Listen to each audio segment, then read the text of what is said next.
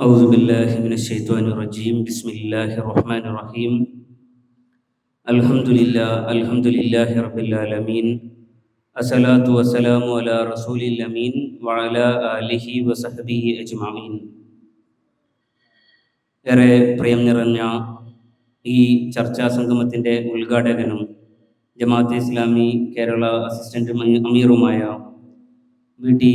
അബ്ദുൽ തങ്ങൾ സാഹിബ്, ഈ ചർച്ചാ സംഗമത്തിൽ നമ്മോട് സംവദിക്കുന്ന IPH director K T. Hussain Sahib, എഴുത്തുകാരനും ചിന്തകനുമായ ബാബുരാജേട്ടൻ, അതുപോലെ തന്നെ ഇബ്നു ഹൈത്തം അക്കാഡമിയുടെ ഡയറക്ടറായിട്ടുള്ള ഷിയാസ് പെരുമാതുറ, ജമാഅത്തെ ഇസ്ലാമി സിറ്റി പ്രസിഡന്റ് ഷിഹാബുദ്ദീൻ ഇബ്നു ഹംസ സാഹിബ്, എൻ്റെ പ്രിയം നിറഞ്ഞ നല്ലവരായ സഹപ്രവർത്തകരെ, നാട്ടുകാരെ, നമ്മളേവരിലും ദൈവത്തിൻ്റെ രക്ഷയും സമാധാനവും ഉണ്ടാകട്ടെ എന്ന് പ്രാർത്ഥിക്കുകയാണ്. അസ്സലാമു അലൈക്കും വറഹ്മത്തുള്ളാഹി വബറകാതുഹു.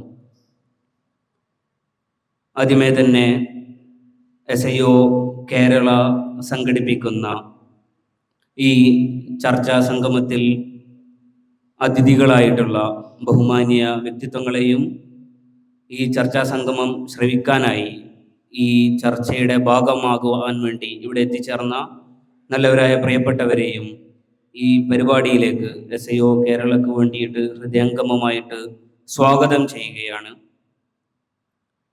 ഇവിടെ തലക്കെട്ട് സൂചിപ്പിക്കുന്നത് പോലെ ഇസ്ലാമിക രാഷ്ട്രീയം എന്ന വ്യവഹാരത്തിനെ കുറിച്ചിട്ട് ഈ സമൂഹത്തിൽ നിലനിൽക്കുന്ന വ്യത്യസ്തങ്ങളായ ചർച്ചകളെ സയ്യിദ് അബുൽ അഅ്ല മൗദൂദിയുടെ ചിന്തകളിലൂടെ, അദ്ദേഹത്തിൻ്റെ എഴുത്തുകളിലൂടെ, അദ്ദേഹത്തിൻ്റെ പ്രവർത്തനങ്ങളിലൂടെ നോക്കിക്കാണുവാനുള്ളൊരു ശ്രമമാണ് SIO കേരള കഴിഞ്ഞ സെപ്റ്റംബർ 15 ആരംഭിച്ച് സെപ്റ്റംബർ 30 വരെ നടത്തുന്ന ക്യാമ്പയിൻ്റെ ഭാഗമായിട്ടുള്ള ഈ ചർച്ചാ സംഗമം എന്നുള്ളത്. നമുക്കറിയാം, സയ്യിദ് മൗദൂദി 20-ാം നൂറ്റാണ്ടിൽ ഇസ്ലാമിക നവജാഗരണത്തിന്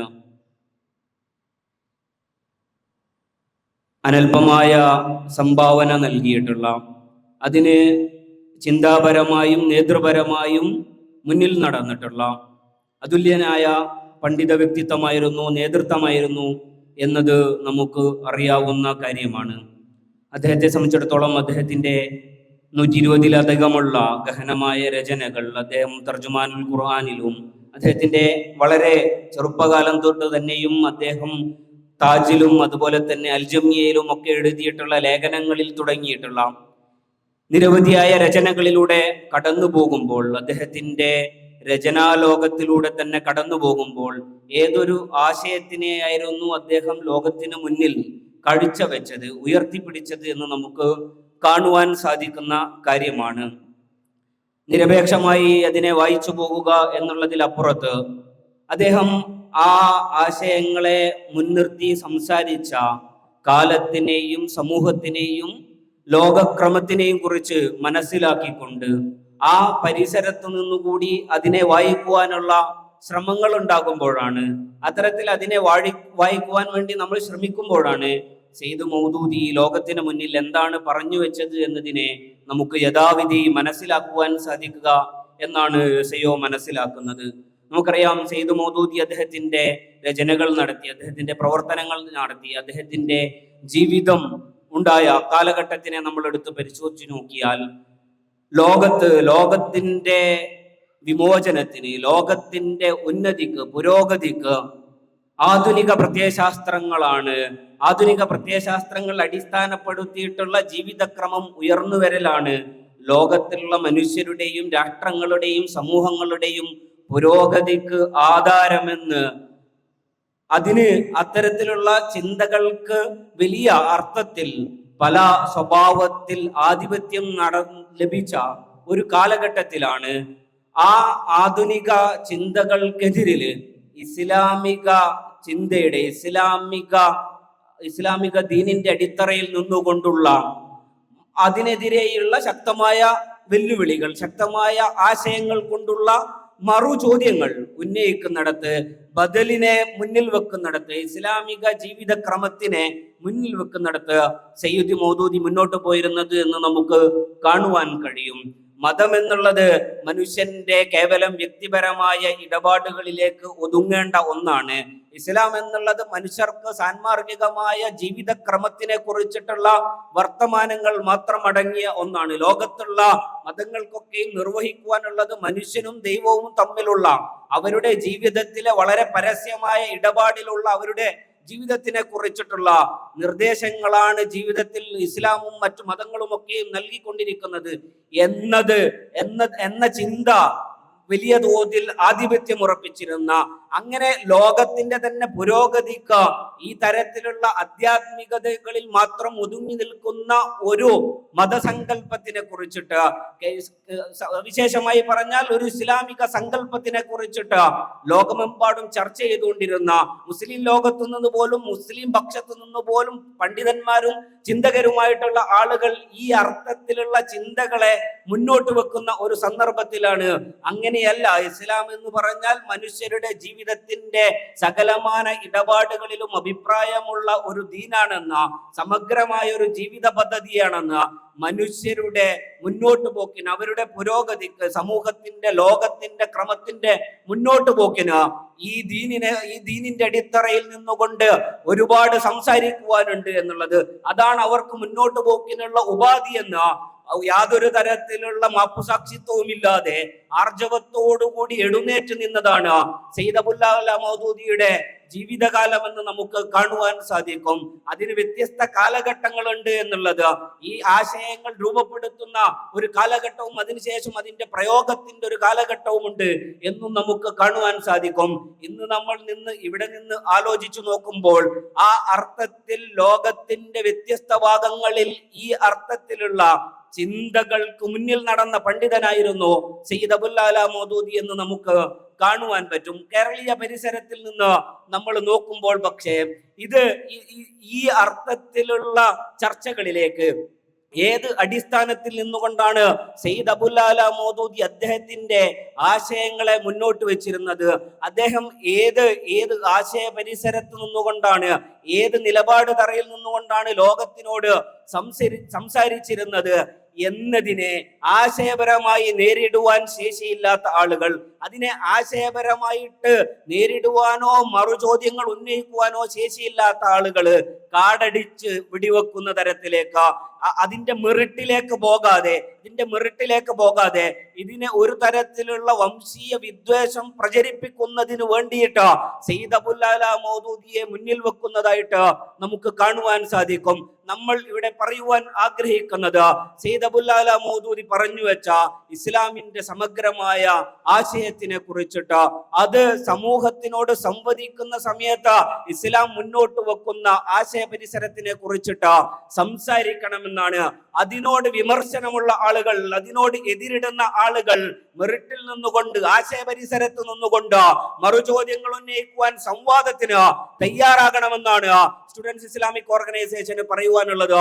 നമ്മൾ ഇപ്പോൾ എടുത്ത് പരിശോധിച്ചു നോക്കുക, ഏത് അർത്ഥത്തിലുള്ള വംശീയ പ്രചരണങ്ങളാണ് സയ്യിദ് മൗദൂദിയെയും അദ്ദേഹത്തിന്റെ പ്രസ്ഥാനത്തിനെയും ഒക്കെ മുൻനിർത്തിക്കൊണ്ട് നടന്നുകൊണ്ടിരിക്കുന്നത് എന്നുള്ളതിനെ കുറിച്ചിട്ട്, ഇന്ത്യയിൽ വേരൂന്നിയിട്ടുള്ള ഇസ്ലാമോഫോബിയയുടെ അതിന്റെ വ്യത്യസ്തങ്ങളായ അടരുകളെ തങ്ങളുടെ ആശയപ്രചരണത്തിന് വേണ്ടി ഉപയോഗിക്കുന്ന ആളുകൾ, തങ്ങളുടെ അധികാര പ്രയോഗത്തിന് വേണ്ടി ഉപയോഗിക്കുന്ന ആളുകൾ നിരന്തരമായിട്ട് ഈ തരത്തിലാണ് പെരുമാറിക്കൊണ്ടിരിക്കുന്നത് എന്ന് നമ്മൾ കണ്ടുകൊണ്ടിരിക്കുകയാണ്.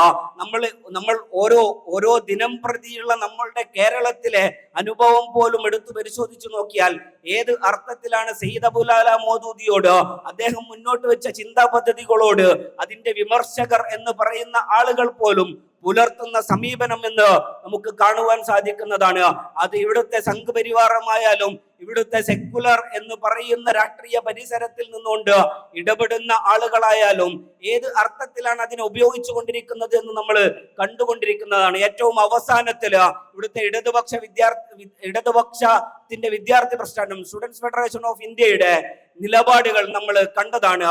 മുസ്ലിം സ്റ്റുഡൻസ് ഫെഡറേഷൻ MSF-ഉമായി ബന്ധപ്പെട്ട ഒരു ചർച്ചയിൽ MSF-നോടുള്ള അവരുടെ ക്യാമ്പസിൽ ഉണ്ടായിരുന്ന ഇലക്ഷനുമായി ബന്ധപ്പെട്ട അവരുടെ പ്രശ്നത്തിൽ എളുപ്പത്തിൽ MSF-നെ സമൂഹത്തിൽ ഒറ്റപ്പെടുത്തുന്നതിന് വേണ്ടിയിട്ട് SFIയുടെ സംസ്ഥാന പ്രസിഡന്റും സെക്രട്ടറിയും ഒക്കെ നാടുനീളെ പ്രസംഗിച്ച് നടക്കുന്നത് MSF എന്ന് പറഞ്ഞാൽ മുസ്ലിം സ്റ്റുഡൻസ് ഫെഡറേഷൻ അല്ല, അത് മൗദൂദി സ്റ്റുഡൻസ് ഫെഡറേഷൻ ആണ് എന്ന തരത്തില് പോസ്റ്റർ അടിച്ചിറക്കി അങ്ങനെ തരത്തിലുള്ള പ്രചരണങ്ങൾ നടത്തി നേതാക്കൾ തന്നെയും അങ്ങനെയുള്ള പ്രചരണങ്ങൾ നടത്തി പോയിക്കൊണ്ടിരിക്കുകയാണ്.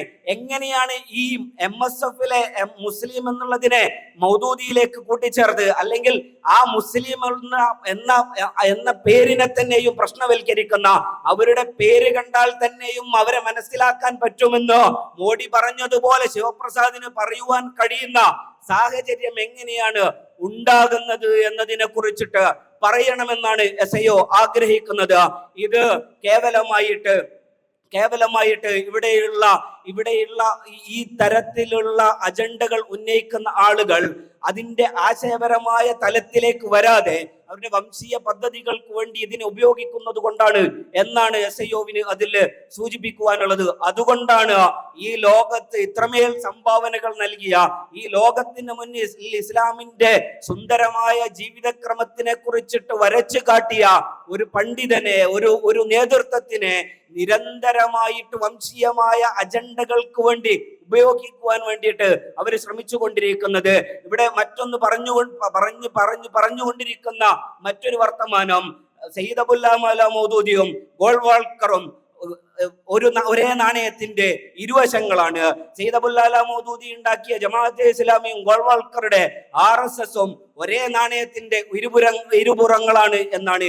എങ്ങനെയാണ് ഇന്ത്യയിലുള്ള വംശീയതയുടെ, ജാതിയുടെ അടിസ്ഥാനത്തിൽ, ജാതി മേൽക്കോയ്മയുടെ അടിസ്ഥാനത്തിൽ, മനുസ്മൃതിയെ അടിസ്ഥാനപ്പെടുത്തിക്കൊണ്ട് വരേണ്യവർഗത്തിന്റെ അധികാര താല്പര്യങ്ങൾ, വരേണ്യവർഗത്തിന്റെ താല്പര്യങ്ങളും ജാതി മേധാവിത്വത്തിനെയും ഊട്ടിയുറപ്പിക്കുന്ന അത്തരത്തിലുള്ള സിദ്ധാന്തങ്ങൾക്ക് മേൽ സൃഷ്ടിക്കപ്പെട്ടിട്ടുള്ള അത്തരത്തിലുള്ള ഐഡിയോളജി രാജ്യത്തെ മനുഷ്യരെ വിഭജിച്ച് അവർക്കുമേൽ അടിച്ചേൽപ്പിച്ചുകൊണ്ടിരിക്കുന്ന സംഘപരിവാരത്തിനെയും വിശാലമായ നീതിയെ കുറിച്ചിട്ട്, നീതിയുടെ സങ്കല്പത്തിനെ കുറിച്ചിട്ട്, ആ ഭൂമികയിൽ നിന്ന് ലോകത്തിന്റെ പുരോഗതിയെ കുറിച്ച് സംസാരിച്ച ഈ RSS-നെ എടുത്ത് പരിശോധിച്ച് നോക്കിയാൽ എത്നോ നാഷണലിസത്തിന്റെ ലോകത്ത് വന്നിട്ടുള്ള വംശീയവാദികളെയൊക്കെ എടുത്ത് പരിശോധിച്ച് നോക്കിയാൽ ഈ വംശീയതയുടെ അജണ്ടയെ നമുക്ക് കാണുവാൻ പറ്റും.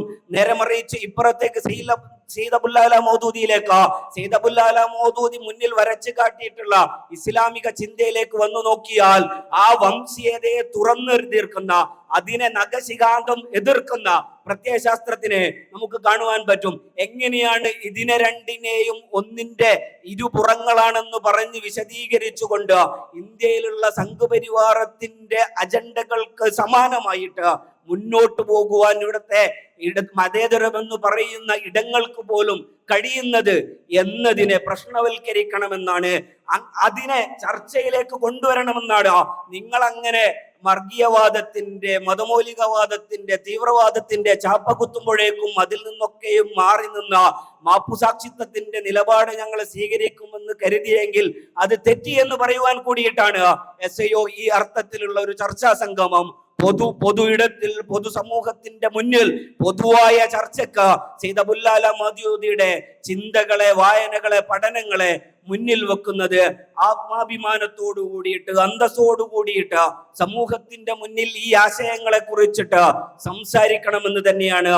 അത് സമൂഹത്തോട് ഇസ്ലാമിന്റെ പുതിയ കാലത്ത് നിന്നുകൊണ്ട്, പുതിയ കാലം അനുഭവിച്ചു കൊണ്ടിരിക്കുന്ന ഒരു എല്ലാവിധ പ്രശ്നങ്ങളോടും ഇസ്ലാമിന്റെ നിലപാട് തറയിൽ നിന്നതുകൊണ്ട് സയ്യിദ് അബുല്ല മൗദൂദി നടന്ന വഴികളിലൂടെ, അദ്ദേഹത്തിന്റെ ചിന്തകളിലൂടെ, അദ്ദേഹം മുന്നോട്ട് വെച്ച ആശയങ്ങളിലൂടെ ഈ ലോകത്തിന്റെ മുന്നിൽ എഴുന്നേറ്റ് നിൽക്കണം എന്നാണ്. ആത്മാഭിമാനത്തോടു കൂടിയിട്ട് എഴുന്നേറ്റ് നിന്ന് അതിനെക്കുറിച്ച് സംസാരിക്കണമെന്ന ഉറച്ച ബോധ്യമുള്ളത് കൊണ്ടാണ് SIO ഈ അർത്ഥത്തിലുള്ള ഒരു ചർച്ചാ സംഗമം സംഘടിപ്പിക്കുന്നത്.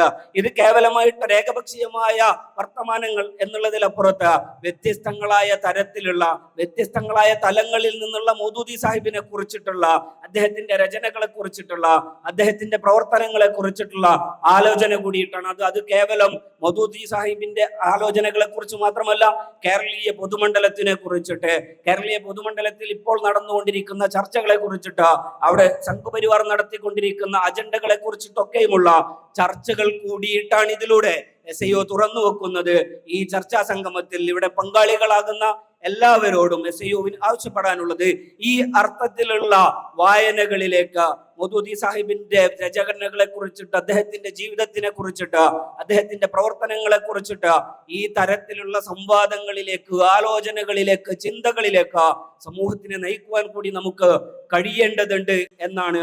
അതിന്റെ പിറകിൽ വന്നുകൊണ്ടിരിക്കുന്ന, നടപ്പിലാക്കിക്കൊണ്ടിരിക്കുന്ന വംശീയമായ അജണ്ടകളെ നമുക്ക് ചെറുത്തു തോൽപ്പിക്കുവാനും കഴിയേണ്ടതുണ്ട്. ആ അർത്ഥത്തില് ഈ ചർച്ചാ സംഗമം അതിന്റെ ലക്ഷ്യം പൂർത്തിയാക്കട്ടെ എന്ന് പ്രാർത്ഥിക്കുകയാണ്. ഈ ചർച്ചാ സംഗമം ഉദ്ഘാടനം ചെയ്തുകൊണ്ട് സംസാരിക്കുന്നതിന് വേണ്ടി ബഹുമാന്യനായ ജമാഅത്തെ ഇസ്ലാമി കേരളയുടെ അസിസ്റ്റന്റ് അമീർ VT അബ്ദുള്ള കോയ തങ്ങൾ സാഹിബിനെ ആദരപൂർവ്വം ക്ഷണിച്ചുകൊണ്ട് ഞാൻ നിർത്തുന്നു. വാഹിറു ദഅവാന അനിൽ ഹംദുലില്ലാഹി റബ്ബിൽ ആലമീൻ. അസ്സലാമു അലൈക്കും വറഹ്മത്തുള്ളാഹി വബറകാതുഹു.